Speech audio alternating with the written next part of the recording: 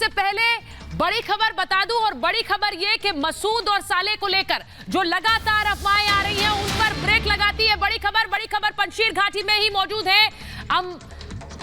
पंजशीर घाटी में ही मौजूद है अहमद मसूद। ईरानी न्यूज एजेंसी ने दावा किया है, जी हां, ईरानी न्यूज एजेंसी का दावा कि अफगानिस्तान छोड़ने की बात किस तरह से अफवाह है। मसूद सुरक्षित स्थान पर मौजूद है, ईरानी न्यूज एजेंसी का यह दावा है। अहमद मसूद पंजशीर में ही है, क्योंकि लगातार जिस तरह से अफवाहें उठ रही हैं उन्हें लेकर यह बड़ा बयान अफगानिस्तान में ही है और पंजशीर में ही मौजूद है अहमद मसूद। यह बड़ी खबर आपको बता रही हूं।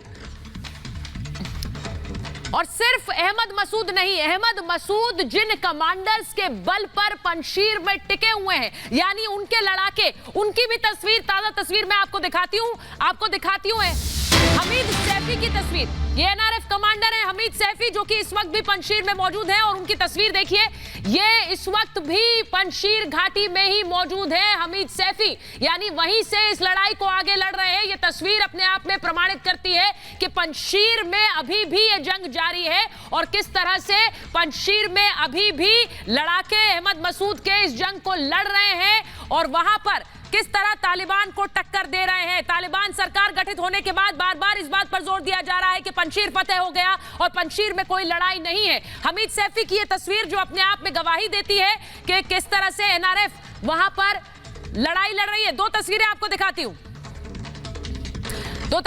दिखाती हूं कि किस तरह पंजशीर युद्ध का 22वां दिन है आज। जी हां, पंजशीर में यह युद्ध जारी है और हमीद सैफी जो कि मसूद के कमांडर हैं, इन्हीं कमांडर्स की जाबाजी के चलते पंजशीर अभी भी युद्ध लड़ रहा है, अपनी स्वायत्तता का युद्ध लड़ रहा है, और वो तस्वीरें इस वक्त आपके स्क्रीन पर है।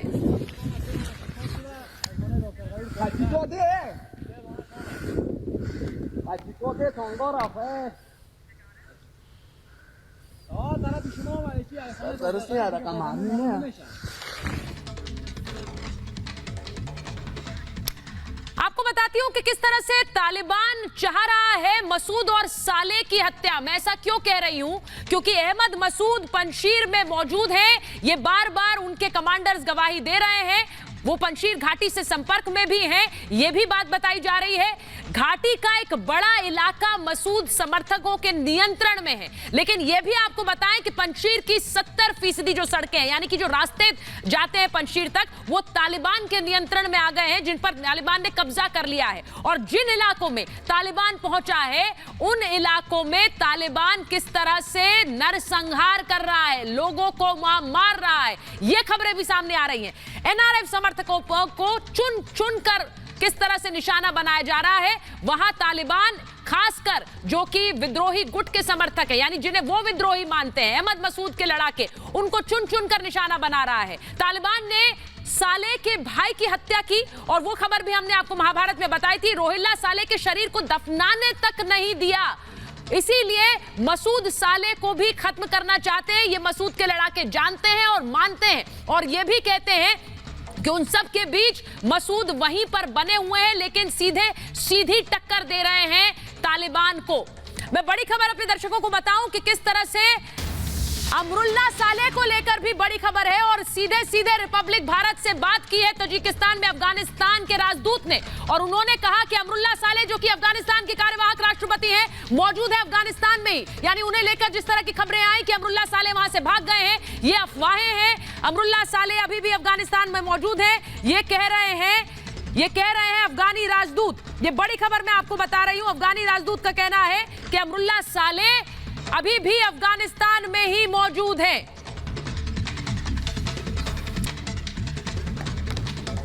मैं आपको बताऊं कि किस तरह अफगानिस्तान के राजदूत ने सीधे रिपब्लिक भारत से बात की, और रिपब्लिक भारत से बात करते हुए उन्होंने कई जानकारियां दी हैं। मैं आपको उनके बारे में बताना चाहती हूं।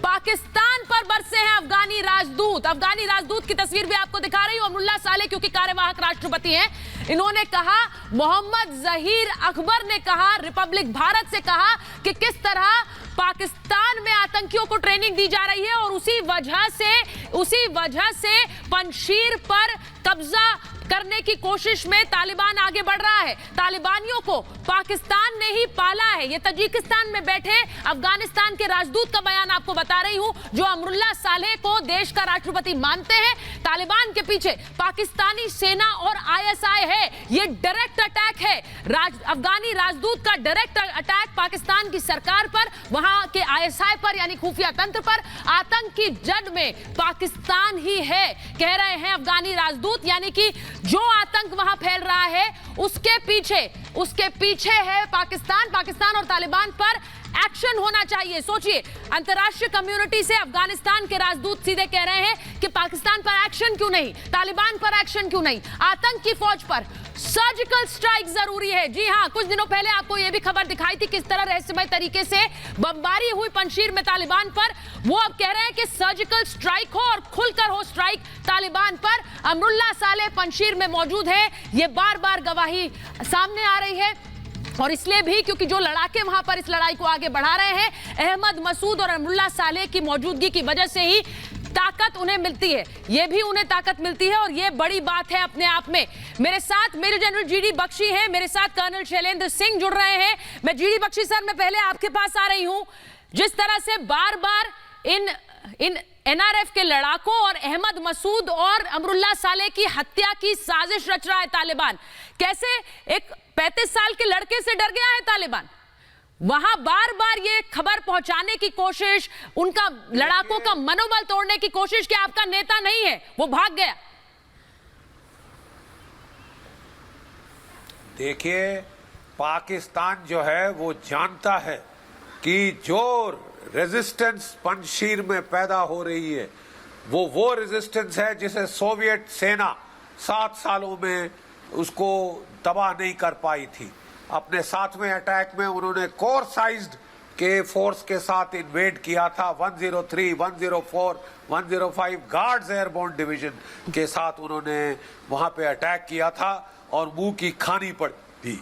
तो उनका स्टैंडर्ड टैक्टिक्स है ताजिक्स का कि जब उनकी वैली पे अटैक होता है, वो वैली फ्लोर छोड़ के दोनों साइड के पहाड़ों पे चढ़ जाते हैं और वहां से नाकों चने चबा देते हैं जो भी अंदर आ रहा है। ठीक है साहब, और यही हाल होगा तालिबान का और पाकिस्तान का। थोड़ा आप वक्त और दीजिए। इगोर चिकोव जो हैं, जो कि वेटरन हैं रूसी फौज के, president of the Afghan vets association, उन्होंने कहा है साहब हम चप्पा चप्पा जानते हैं पंजशीर का, हम जानते हैं हमें कितनी तकलीफ हुई थी वहां, और ये कहना कि यह तालिबानी कार्टून नेटवर्क ये ज्यादा तगड़े लड़ाके हैं, मजाक है।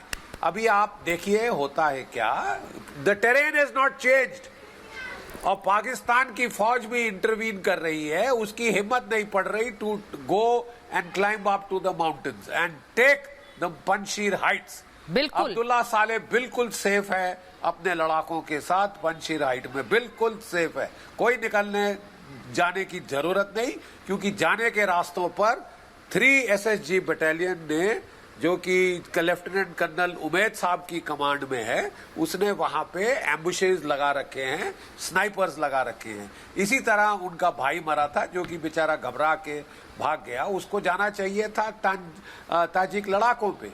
ये लोग ताजिक लड़ाकों की फौज का कुछ नहीं कर सकते, क्योंकि उनके लिए हमले करने पड़ेंगे कारगिल स्टाइल पहाड़ों के ऊपर।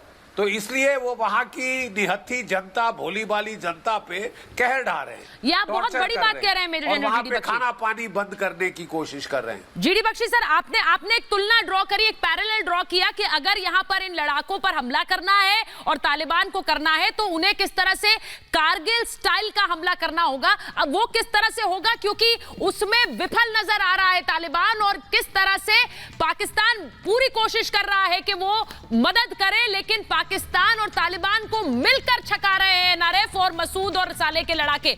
मैं बड़ी खबर अपने दर्शकों को बताऊं, और बड़ी खबर ये कि सिर्फ के पंजशीर के समर्थन में किस तरह से अब फौजें सामने आ रही हैं। तजिकिस्तान, बड़ी खबर आपको बता रही हूं, तालिबान पर भड़के हैं ताजिकिस्तान के राष्ट्रपति। जी हां, ताजिकिस्तान के राष्ट्रपति ने पाकिस्तान को भी खरी खोटी सुनाई है और खुलकर नाराजगी जाहिर की है पाकिस्तान पर, तालिबान पर, और पंजशीर को जिस तरह से निशाना बनाया जा रहा है उस पर ताजिकिस्तान के राष्ट्रपति की नाराजगी खुलकर सामने आई है और पाकिस्तान और तालिबान को उन्होंने लताड़ा है।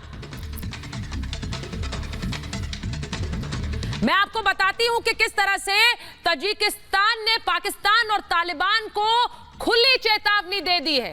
सख्त हुए ताजिकिस्तान के तेवर और किस तरह से भड़क गए हैं राष्ट्रपति इमोमाली रहमोन। ये जो तस्वीर मैं आपको दिखा रही हूं इमोमाली रहमोन की है, ताजिकिस्तान के राष्ट्रपति हैं, और तालिबान और पाकिस्तान पर किस तरह उनका गुस्सा फूटा है।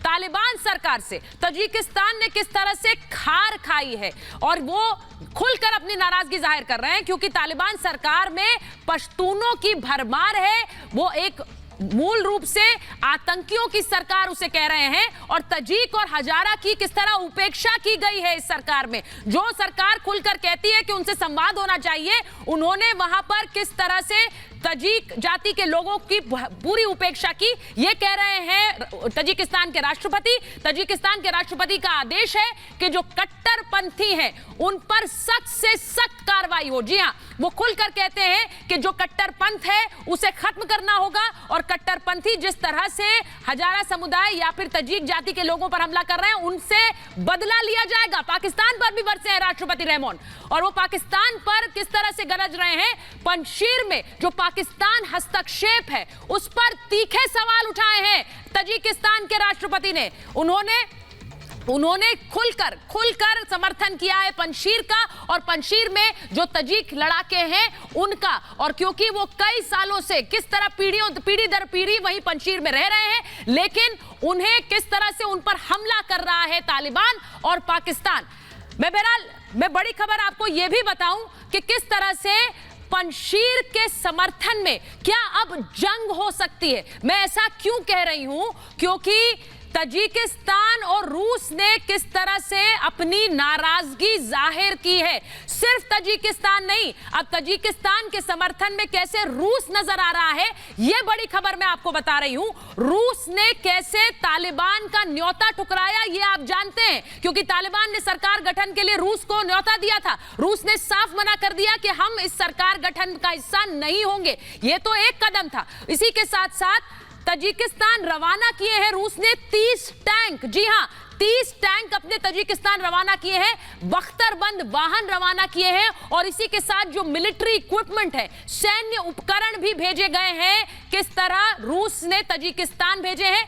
अब रूस के ऐलान से ये सुगबुगाहट है कि क्या पंजशीर के समर्थन में, क्या मसूद और साले के समर्थन में फिर से जंग हो सकती है। क्या जंग की आहट साफ नजर आ रही है, क्योंकि ताजिकिस्तान में रूस का एक बड़ा सैन्य एयरबेस है। रूस के सैनिक जो जंगी हथियार हैं वो पहले से ताजिकिस्तान में ही मौजूद हैं और ताजिकिस्तान के साथ लगातार रूस युद्धाभ्यास करता रहा है। और यह भी मैंने आपको पहले बताया था महाभारत में कि ताजिकिस्तान अगर समर्थन कर रहा है तो उसके पीछे रूस की भी रजामंदी जरूर है, क्योंकि रूस और ताजिकिस्तान सैन्य पार्टनर हैं और रूस की हामी के बाद ही ताजिकिस्तान किसी तरह का समर्थन पंजशीर के लिए करेगा। अब रूस की सीमा सुरक्षा में ताजिकिस्तान बहुत अहम है।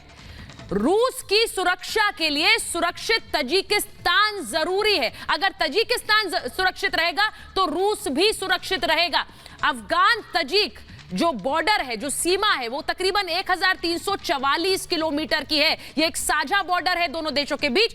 ज्यादातर सीमा पहाड़ी है जहां पर निगरानी करना बहुत मुश्किल है। और जीडी बख्शी सर जैसा कह रहे थे, इन पहाड़ी इलाकों में किस तरह ऑपरेट करना है ये अपने आप में एक चुनौती होती है। रूस को अपने अशांत इलाके में हिंसा भड़कने की चिंता हमेशा से सताती रही है। तालिबान को अगर सीमित करना है उसके लिए रूस ने हथियार भेजे हैं। यानी वो तालिबान ये ना सोचे कि अफगानिस्तान में आते ही, वहां राज स्थापित होते ही वो कुछ भी कर सकता है, मनमानी कर सकता है। और इसीलिए ताजिकिस्तान का वार, मैं अपने दर्शकों को समझा रही हूं, ताजिकिस्तान का वार उसमें मानकर चलिए कि रूस की भी हामी है। और अगर रूस की हामी है तो क्या पंजशीर के समर्थन में एक बड़ी जंग छिड़ सकती है जिसमें रूस भी साथी हो। मैं आज ये मुद्दा उठा रही हूं। कर्नल शैलेंद्र सिंह, आपके पास आऊंगी, लेकिन उससे पहले एससीओ बैठक से पहले मैं अपनी ये खबर बताऊं, उससे पहले मैं एक बार कर्नल शैलेंद्र सिंह के पास जाना चाहती हूं। कर्नल सिंह, मुझे बताइए, जिस तरह रूस और तजिकिस्तान का अभी जो एक तरह का रवैया सामने आ रहा, तजिकिस्तान तो खुलकर पंजशीर के समर्थन में है, लेकिन क्या यह कहना गलत होगा कि तजिकिस्तान जो कर रहा है उसमें रूस की भी रजामंदी होगी? देखिए, जब हम जियोपॉलिटिकल चीज़ों को इवैल्यूएट करते हैं तो एक चीज़ बड़ी सुप्रीम होती है, हर देश को अपनी चिंता सबसे पहले है, सिवाय पाकिस्तान के। एब्सोल्युटली। पूरे के पूरे प्लॉट में अगर आप देखें, even Taliban is so sensible कि वो पाकिस्तान को इस्तेमाल कर रहा है, क्योंकि वो पंजशीर में इन्वेड कर नहीं पा रहा था। सो आपने 3 बटालियन बुला ली, उनकी एयरफोर्स बुला ली, आपने एक 50-60% जो इनलेट्स हैं पंजशीर के, उसके ऊपर कब्जा कर लिया। आपको क्या लग रहा है कि सड़कों पर कब्जा कर लेने से आपने वो जगह जीत ली? आपने गवर्नर के घर के बाहर एक झंडा सेरेमोनियली लगा दिया तो पंजशीर आपका अपना हो गया? और अगर हो गया तो क्यों नहीं डिक्लेयर कर पा रहे? क्यों अभी तक पाकिस्तान वहाँ अपने आप को झोंक रहा है? उनके वहाँ सैनिकों के आई कार्ड मिल रहे हैं, लोग मर रहे हैं, और पाकिस्तान को कोई कंसर्न नहीं है, वो उसे डिसोन कर रहा है। यू सी, जब रशिया जैसे देश जो हैं, ताजिकिस्तान जैसे जो देश हैं, ये देश बड़े सेंसिबली काम करते हैं कि भाई साहब, जब तक इस आग की गर्माहट आप ही के पास है, आप अपने अफगानिस्तान में रख रहे हैं, तब तक तो ठीक है, लेकिन जहां उनका कैलकुलेशन आता है कि ये हमारी तरफ बढ़ रहा है, तो जायज बात है कि they will not tolerate, they are very sensible. Russia चाहे कितना भी आप बोल लें कि वो फेवरेबल है नहीं है ये, लेकिन Russia will never do the mistake जो उसने पहले करी है। उसे मालूम है Panjshir is not the place जहां पर अपना सिर मारना चाहिए किसी को। अगर कोई मारने को तैयार है पाकिस्तान से, मारने दीजिए, लेकिन हमारा, और आप मुझे एक बात बताइए, चाइना क्यों नहीं आ रहा बीच में? जी, क्यों नहीं आ रहा चाइना? क्योंकि चाइना को भी दिखता है कि ये सब करने से it will be counter productive. I don't know how, लेकिन पाकिस्तान कैसे कन्विंस्ड है अपने देश में से लोगों को भेजकर दूसरे देश में अपने लोगों को मरवाकर उनको डिसोन कर आप बोल रहे हो आप बहुत अच्छा काम कर रहे हो। Is it good? और वो भी क्या, ह्यूमन राइट्स रिलेटेड? आप क्या कर रहे हैं वहां? कोई अगर आप जेन्युइनली किसी चीज में मदद कर रहे हो तो मैं आपकी अप्रिशिएट करूंगा। आप लोगों को मारने में मदद कर रहे हैं। और जैसा आप कह रहे हैं, colonel Shailendra Singh, GD Bakshi sir, मैं आपके पास आऊंगी, लेकिन उससे पहले मैं बता दूं, जो बात शैलेंद्र सिंह कह रहे हैं कि अपने लोगों को भेजकर और किसी और देश के लिए, किसी और देश में किस तरह से आतंक फैलाने के लिए आप अपने देश के लोगों की या फिर अपने फौजियों की आहुति दे रहे हैं, ये सिर्फ पाकिस्तान कर सकता है। किस तरह से आतंक को फैलाने के लिए वो अपने सैनिकों को भी उस आग में डालने के लिए तैयार है, ये सिर्फ पाकिस्तान कर सकता है। मैं बड़ी खबर अपने दर्शकों को बताऊं, एससीओ बैठक, यानी कि एससीओ बैठक जो कि 16 तारीख को होनी है, इसी महीने की 16 तारीख को होनी है, उससे पहले कैसे खौफ में नजर आ रहे हैं इमरान खान। साजिश बुनने में जुटा हुआ है पाकिस्तान। और मैं ऐसा क्यों कह रही हूं, क्योंकि एससीओ में पाकिस्तान को बेनकाब करेंगे नरेंद्र मोदी। एससीओ में पाकिस्तान के जिस तरह से वो तालिबान को समर्थन दे रहा है और पंजशीर पर हमला कर रहा है, उसको किस तरह बेपर्दा कर सकते हैं, उससे पहले खलबली मची हुई है। और इसीलिए मैं बता रही हूं कि कैसे भारत के इस वार से डर गए हैं इमरान खान और पाकिस्तान। भारत खुलकर बेनकाब करेगा पाकिस्तान को एससीओ में, क्योंकि उस एससीओ बैठक में सिर्फ भारत नहीं है, तजिकिस्तान भी है, रूस भी है, तुर्कमेनिस्तान भी है। अब ये वो देश है जिन पर सीधा सीधा प्रभाव पड़ता है आतंक अगर अफगानिस्तान से फैलता, और उस आतंक का समर्थन पाकिस्तान कर रहा है। ऐसे में किस तरह से मोदी उस साजिश को बेनकाब करेंगे, भारत उस साजिश को बेनकाब कर सकता है एससीओ बैठक में। और इसीलिए एससीओ बैठक से पहले पाकिस्तान ने चाल चली है। मैं आपको बड़ी खबर यह बता रही हूं कि कैसे एससीओ बैठक में भारत पाकिस्तान को बेनकाब करेगा। भारत पाकिस्तान का जो खुला समर्थन है तालिबान के लिए और पंजशीर के खिलाफ, उसको बेनकाब करेगा। अफगानिस्तान में पाकिस्तान का कच्चा छिट्टा खोलेगा भारत। और इसीलिए उससे पहले इमरान खान ने बड़ी चाल चली है। अफगानिस्तान में नापाक हरकतों का खुलासा करेगा भारत। जिस तरह तरह से पंजशीर के लड़ाकों को ध्वस्त करने की साजिश में पाकिस्तान भी शामिल है, वो बेपर्दा करेगा भारत। और इसीलिए पंजशीर में पाकिस्तानी घुसपैठ की पोल खोलेंगे। से जल्दी चलाइए। खुफिया प्रमुखों के साथ आईएसआई चीफ ने एक बैठक की। जी हां, रूस, चीन, ताजिकिस्तान के खुफिया प्रमुखों के साथ एक बैठक की है आईएसआई चीफ ने, और तालिबान को समर्थन दिलाने के लिए यह बैठक की। यह समर्थन दिलाने की यह चाल पाकिस्तान की तरफ से, जिससे एससीओ बैठक से पहले एक कंसेंसस बन सके। रूस ने साफ साफ पाकिस्तान को झटका दिया है। खबरें यह आ रही हैं कि तालिबान को मान्यता से इनकार किया है, वो सरकार गठन में भी नहीं गया और उसे आतंकवाद का खतरा अपने देश के लिए सता रहा, इसीलिए मान्यता से साफ इनकार। वहीं ताजिकिस्तान ने भी पाकिस्तान को फटकार लगाई है। ताजिकिस्तान खुलकर वर्ल्ड फोरम में कह रहा है, विश्व पटल पर कह रहा है कि वो खिलाफ है इसके, और इसीलिए पंजशीर के समर्थन में खुलकर है ताजिकिस्तान। वहीं चीन ने कैसे तालिबान का समर्थन किया है वो भी आपको बता रही हूं, क्योंकि चीन खुलकर कहता है कि संवाद हो, तालिबान से वार्ता कीजिए, और तालिबान से वार्ता करने के पक्ष में चीन है। तो इस बैठक की चाल एससीओ बैठक से पहले, क्योंकि एससीओ बैठक में भारत होगा, उससे पहले इमरान खान ने इन देशों के खुफिया प्रमुखों से मुलाकात आईएसआई चीफ ने की और यह चाल चलने की कोशिश की है। लेकिन इसके बावजूद एससीओ बैठक में किस तरह से पाकिस्तान की पोल खुलना लाजमी है। मैं जीडी बख्शी सर आपके पास आ रही हूं एक बार। जीडी बख्शी सर, जिस तरह से एससीओ बैठक से पहले पाकिस्तान ये बैठक कर रहा है, तालिबान को मान्यता दिलाने की बैठक कर रहा है, बार बार कोशिशें विफल होती हैं, लेकिन इसलिए क्योंकि वो जानता है कि उसकी पोल खुल गई है। खुलकर समर्थन पंजशीर के खिलाफ। देखिए, पाकिस्तान ने तो अपनी फौज, अपनी एयरफोर्स इस लड़ाई में शरेआम झोंकी है। कल मैंने डाली है ट्विटर के ऊपर फोटोग्राफ्स जो कि पाकिस्तान ने जारी की हैं, उसके C-30 एयरक्राफ्ट कांदाहार में हैं, लगातार पंजशीर के ऊपर फ्लाइट्स कर रहे हैं। पैराड्रॉपिंग की थी उन्होंने छोटी छोटी टीम्स की विद स्नाइपर्स, ताकि जो सारे रास्ते जो पंजशीर से बाहर जाते हैं वहां पे वो एम्बुश लगा के बैठे हैं, वेट कर रहे हैं कि अमरुल्ला सालेह साहब जरूर भागेंगे। उनका अंदाज है ताजिकिस्तान की तरफ, और उनको मारकर टेलीवाइज्ड गला काटना शाटना, ये ISIS टाइप के तमाशे करने की बड़ी ख्वाहिश है इनकी।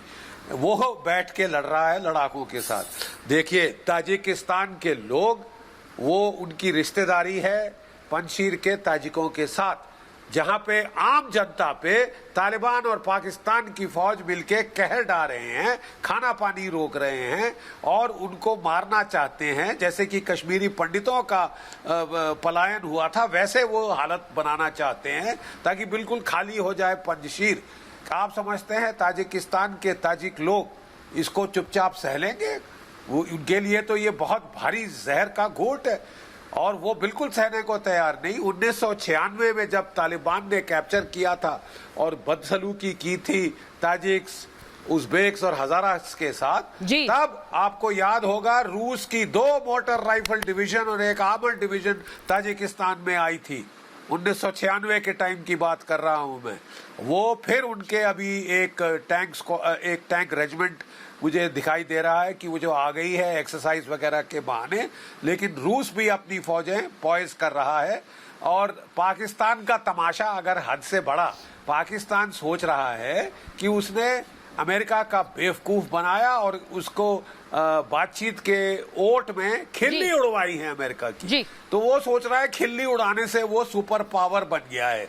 अभी थोड़ा झटका चाहिए पाकिस्तान को, रियलिटी चेक वो मिलने वाला है, ज्यादा दूर नहीं है। मैं आपको बता रहा हूं, जिस दिन अमेरिका के सारे लोग निकल जाएंगे अफगानिस्तान से, आप एक बदला हुआ अमेरिका देखेंगे, क्योंकि अमेरिकी भी तिल मिला गए हैं। जिस तरह उनकी पीठ में बिल्कुल सही कह रहे हैं आप जीडी बख्शी सर, और वो तिलमिलाहट जिस तरह से जो बाइडेन पर वार हो रहा है उसमें भी नजर आती है। मैं वो भी आगे दिखाऊंगी, क्योंकि ये वार सिर्फ डोनाल्ड ट्रंप नहीं कर रहे हैं, अब उनके देश के लोग कर रहे हैं, और जो बाइडेन को अपने देश के लोगों को ये बताना है कि वो एक्शन ले सकते हैं और वो सिर्फ शर्मसार नहीं कर सकते अमेरिका को। इसीलिए मैं आगे वो भी दिखाऊंगी। लेकिन बड़ी खबर अपने दर्शकों को बता देती हूं। बड़ी खबर ये कि किस तरह से मसूद के लड़ाकों की ताजा तस्वीरें सामने आई हैं। जी हां, मसूद के कमांडरों ने ये तस्वीरें जारी की हैं आतंकियों पर किस तरह से मसूद के लड़ाके भारी पड़ रहे हैं। पंजशीर से ये तस्वीरें देखिए जिसमें कमांडर रेगिस्तानी नजर आते हैं, जिसमें हमीद सैफी नजर आते हैं। हमीद सैफी की तस्वीर मैंने आपको थोड़ी देर पहले भी दिखाई थी,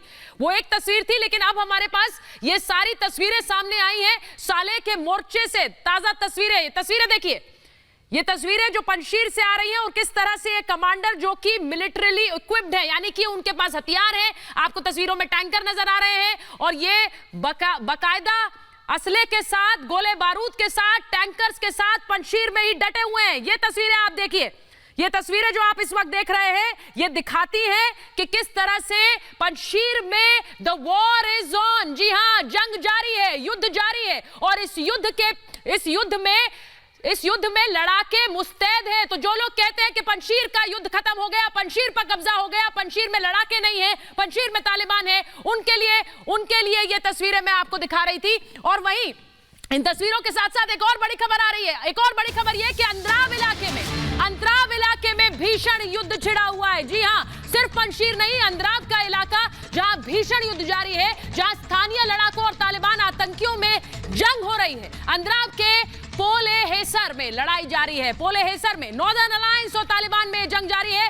मैं आपको अंद्राव के बारे में भी बता रही हूं क्योंकि ये सारे ऐसे प्रांत हैं जो एक दूसरे से जुड़े हुए हैं। पंजशीर के बगल में अंद्राव है और अंद्राव में भी ये जंग जारी है, यानी कि वहां के लड़ाके गिव अप नहीं कर रहे हैं, वो युद्ध लड़ रहे हैं। वो पंजशीर को अभी भी स्वायत्तता उसकी बनाए रखना चाहते हैं और यही बड़ी बात है। किस तरह से वहां पर लड़ाके इस युद्ध को आगे बढ़ा रहे हैं उसकी तस्वीर मैं आपको अंद्राव की दिखा रही हूं। अंद्राव में जंग जारी है। जी हां, ये तस्वीर अंद्राव की जो मैं आपको इस वक्त दिखा रही हूं, वहां से किस तरह से अभी भी जंग जारी है।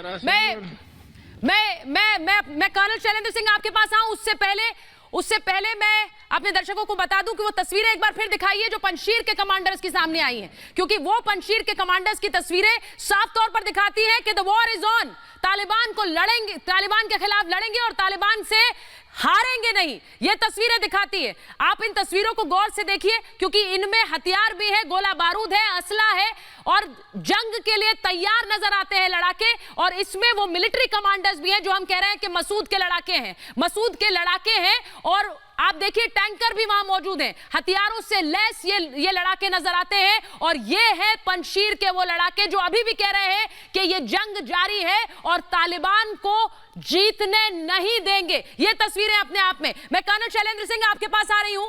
कर्नल शैलेंद्र सिंह, ये तस्वीरें हौसला देने वाली है। छोटी सी जगह, मुट्ठी भर लोग, लेकिन अभी तक तालिबान को छका कर रखा है उन्होंने, यानी कि वो they are not ready to give up. Sir देखिए, जब हम बात करते हैं मुट्ठी भर लोग, बट ये मुट्ठी क्या है? मुट्ठी बिकम्स अ हथौड़ा। That must be realised and that is being realised by Pakistan now. देखिए, इस समय लड़ाई पंजशीर में तालिबान तो लड़ ही नहीं पा रहा क्योंकि उन्होंने तो ऑलरेडी पहले ही गिव अप कर दिया था कि भाई नहीं, हमसे लड़ाई नहीं हो पा रही, तभी तो पाकिस्तान इन्वॉल्व हुआ। अब जो बारी आ रही है वो प्रॉब्लम आएगी पाकिस्तान को।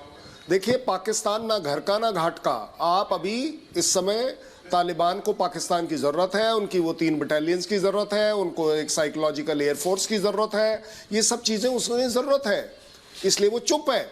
आप मुझे एक जगह भी बता दीजिए चलिए कि क्या तालिबान ने कहीं ऑफिशियली थैंक यू किया है पाकिस्तान को कि जी थैंक यू वेरी मच, आपने हमारे को बचा रखा है, आपने हमारे को पंजशीर में करा लिया है। देखिए, पंजशीर के अगर आप 4 घर ले भी लोगे, 4 सोसाइटीज़ ले भी लोगे, लड़ाई is not of Panjshir valley, the लड़ाई इज ऑफ पंजशीर हाइट्स। वो हाइट्स जहां से पंजशीर के लड़ाके आपको पानी पिला देंगे, आपके पसीने निकाल देंगे, और आज नहीं, अगले 10 साल। मैं बता रहा हूं आपको। अच्छा चलिए, आप लोग, ये लोग पीछे पड़े हुए कि जी मसूद को हम मार देंगे। चलिए मसूद, आपको क्या लग रहा है मसूद मार दिया आपने तो आपका काम खत्म हो जाएगा, पंजशीर आपके सरेंडर पर आ जाएगा? वहां पर एक जज्बा है पिछले इतने सालों से, अगर कोई भी वहां नहीं आ पाया है इस वजह से नहीं आ पाया है, उनके खून में है, ये उनके काम करने के तरीके में, उनकी सोच में है, उनके जज्बे में। वो एक एक लड़ाका 1 लाख लड़ाके के बराबर है। आज आप उसे यहां नहीं मार पाओगे, आप देखोगे कि वो आपको 10 जगह और मारेगा। सो तालिबान इज वेरी सेंसिबल कि पाकिस्तान को आगे बढ़ाकर रखिए, जब कभी प्रॉब्लम आएगी कि चलो जी अब क्या करें हम तो हार गए, तो बोले यार पाकिस्तान वालों ने मरवा दिया। So Taliban is very sensible, they are not even thanking Pakistan. और सर यही बात हम बार बार कह रहे हैं कि एससीओ की एक बैठक होनी है, और उस बैठक से पहले क्योंकि वो सारे देश उसमें मौजूद होंगे जिन पर प्रभाव पड़ेगा। अगर ये इसी तरह से तालिबान राज यानी आतंक का राज अफगानिस्तान में हुआ तो वो सारे देश जद में आएंगे, पाकिस्तान को फिक्र नहीं है। ये बार बार major general GD Bakshi sir कहते हैं। जीडी बख्शी सर, मैं आपके पास आ रही हूं, लेकिन उससे पहले एक बड़ी खबर और बता दूं, किस तरह से बाइडन पर ट्रंप ने हमला किया है। और यही वो किरकिरी है जीडी बख्शी सर जिसकी बात आप बार बार करते हैं कि ट्रंप का हमला बाइडन पर, पत्रकारों के सवाल पर बोला है कि बाइडन को पंच करने की उन्होंने बात कही और कहा मेरे पंच से उठ नहीं पाएंगे बाइडन। अफगानिस्तान में सरेंडर की बात कही है डोनाल्ड ट्रंप ने बाइडन पर। डोनाल्ड ट्रंप ने बाइडन पर सरेंडर की बात कही, और यही वो किरकिरी है जो सिर्फ डोनाल्ड ट्रंप नहीं कर रहे हैं जो बाइडन की, बल्कि अमेरिका के लोग कर रहे हैं। अमेरिका के लोग सीधे सवाल अपने राष्ट्रपति से पूछ रहे हैं। मैं आपको दिखाती हूं कि जो बाइडन पर किस तरह से डोनाल्ड ट्रंप ने फिर हमला किया है। बाइडन ने किया तालिबान के सामने सरेंडर, ये कह रहे हैं डोनाल्ड ट्रंप। वो कह रहे हैं कि अफगानिस्तान को छोड़ने की योजना तो बहुत खराब थी, वो कई बार पहले कह चुके हैं। वो बाइडन को मूर्ख कहते हैं, वो कहते हैं वो मूर्ख हैं। मैं ऐसा कभी नहीं करता जिस तरह से अफगानिस्तान से एग्जिट की, आपने द्वार खोल दिए, दरवाजा खोल दिया वहां आतंक का। मैं कभी ऐसा नहीं करता। बाइडन कमजोर नेता है, स्थिति समझ नहीं पाए हैं, कह रहे हैं डोनाल्ड ट्रंप स्थिति को नहीं समझ पाए। बाइडन की वजह से अमेरिका शर्मसार हुआ है। वो अमेरिका के लोगों को भी कह रहे हैं कि देखिए आपके राष्ट्रपति की वजह से हम सबको शर्मसार होना पड़ रहा है। काबुल में मारे गए लोगों के लिए बाइडन जिम्मेदार है, यानी जो मौत हुई काबुल एयरपोर्ट पर हमले में, उसके जिम्मेदार है जो बाइडन, ये कहते हैं Donald Trump. GD Bakshi sir, ये बताइए मुझे कि डोनाल्ड ट्रंप भले ही हमला बोल रहे हैं एक प्रतिद्वंदी की तरह, पर क्या ये वो हमला नहीं है जो अमेरिका के लोग भी जो बाइडन पर बोल रहे हैं? देखिए, मैं तो कहूंगा कि डोनाल्ड ट्रंप साहब 100% सही बोल रहे हैं। अरे साहब, अगर आपने फैसला लिया था अफगानिस्तान छोड़ने का, तो क्या आप good order and military discipline में नहीं छोड़ सकते थे? क्या अमेरिका की इस तरह जग हसाई कराने की जरूरत थी? जितनी बेइज्जती अमेरिका की हुई है हमने आज तक नहीं देखी। एक सुपर पावर को सब लोग कह रहे हैं सुपर पावर इन डिक्लाइन।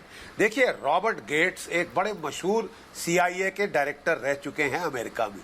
उन्होंने लेख में कहा है कि जो बाइडन को बड़ा फॉरेन पॉलिसी एक्सपर्ट माना जाता है, बड़ा तजुर्बेकार माना जाता है, लेकिन पिछले 14 साल में उसकी ली हुई एक भी फैसला फॉरेन पॉलिसी पे सही नहीं, गलत रहा है, गलत। उन्होंने अपने जो है प्रेसिडेंट ओबामा को सलाह दी थी कि वो रेड ना करें जिसमें मारा गया ओसामा बिन लादेन। जब डिस्कशन हो रही थी व्हाइट हाउस में, वाइस प्रेसिडेंट ने सलाह दी थी ऑन रिकॉर्ड कि मत करो फंस जाओगे। साहब, वो इन्वॉल्व थे जो ईरान में जब वो एम्बेसी का घेरा हुआ था, तब एक बड़ा भारी कमांडो रेड लॉन्च किया था अमेरिका ने ईरान से अपने बंदी छुड़ाने का, हॉस्टेज छुड़ाने का। और वो ऐसी किरकिरी हुई थी, तब से जो बाइडन साहब हैं वो लड़ने लायक नहीं रह गए। हर बार यू कहते हैं मत करो, भागो। हमेशा उनकी एडवाइस रही है towards not fighting, giving up, running away. लेकिन साहब, ये तो इतनी बड़ी सुपर पावर, इतनी अच्छी फौज जो कहीं हारी नहीं है, वो ढंग से लड़ रहे हैं साहब। बड़े कॉम्बैट एक्सपीरियंस्ड है, बेस्ट इक्विपमेंट है, मैक्सिमम डिफेंस बजट है $750 बिलियन, हमारा है $71 बिलियन।